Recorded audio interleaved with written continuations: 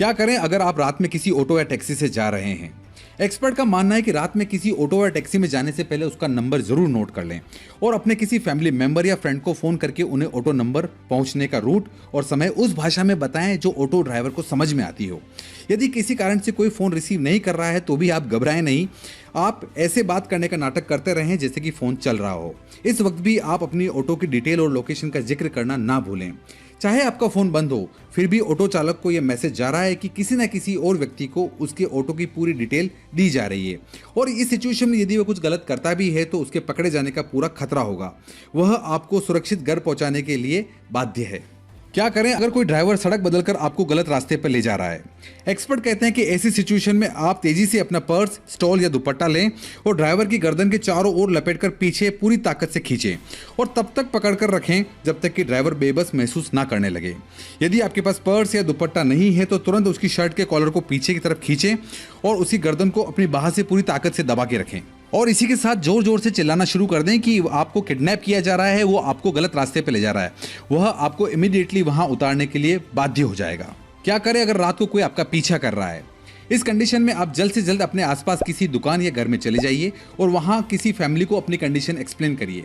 और यदि ये बात देर रात की है, जब आसपास कोई दुकान या घर नहीं खुला है, तो आसपास के किसी भी एटीएम सेंटर में चले जाएं। लगभग सभी एटीएम सेंटर्स में सिक्योरिटी गार्ड या सीसीटीवी कैमरे होते हैं। जो भी हमलावर है वो पहचान के डर से आप पर हमला नहीं करेगा और यही आपका सबसे बड़ा हथियार हो सकता है। क्या करें जब आप देर रात किसी ऊंची बिल्डिंग के लिफ्ट में किसी अजीब आदमी के साथ अकेली जा रही हैं? एक्सपर्ट्स का मानना है कि अगर आपको देर रात किसी लिफ्ट में अकेले जाना है और कोई अजीब आदमी आपके साथ लिफ्ट में है तो जल्दी से अपने फ्लोर तक जाने तक अपने बीच में आने वाले सभी फ्लोर के बटन दबा दीजिए।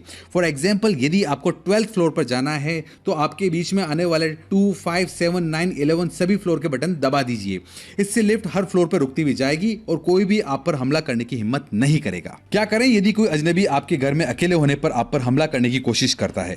एक्सपर्ट्स का कहना है कि ऐसी कंडीशन में दूसरे कमरों के कंपैरिजन में आपका रसोई में भाग के जाना ज्यादा सेफ है, क्योंकि वहां पर आपको आपकी सेफ्टी के लिए बहुत सारी चीजें जैसे कि मिर्च पाउडर, हल्दी, चाकू, प्लेटें, बैलन वगैरह मिलेंगे, जिसका पता सिर्फ आपको ही है कि वो एग्जैक्टली कहां पड़े हैं और आप इन सभी चीजों को सेल्फ डिफेंस के रूप में इस्तेमाल कर सकते हैं। यदि आपके पास ये सब चीजें किचन में नहीं है तो इमीडिएटली प्लेट और बर्तन फेंकना शुरू कर दें और चिल्लाएं।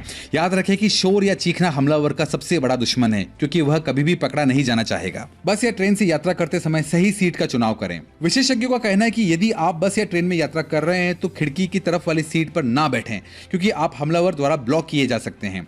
हमेशा सीटों के बीच वाले गलियारे की तरफ वाली सीट पर बैठने की कोशिश करें ताकि आप बिना किसी परेशानी की जरूरत पड़ने पर जल्दी से वहां से निकल सकें। क्या करें यदि कोई आपको बार बार अश्लील कॉल कर रहा है?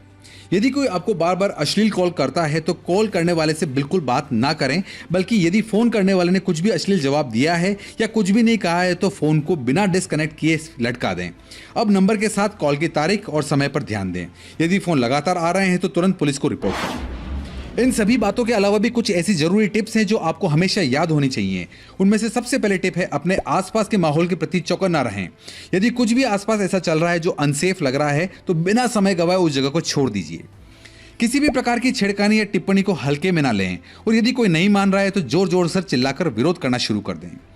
जितना हो सके लेट नाइट ट्रैवल ना करें और फिर भी यदि आपको ट्रैवल करना पड़ रहा है तो किसी भी पैसेंजर से भरी हुई बस में ही जाएं, बजाय किसी खाली बस में जाने के।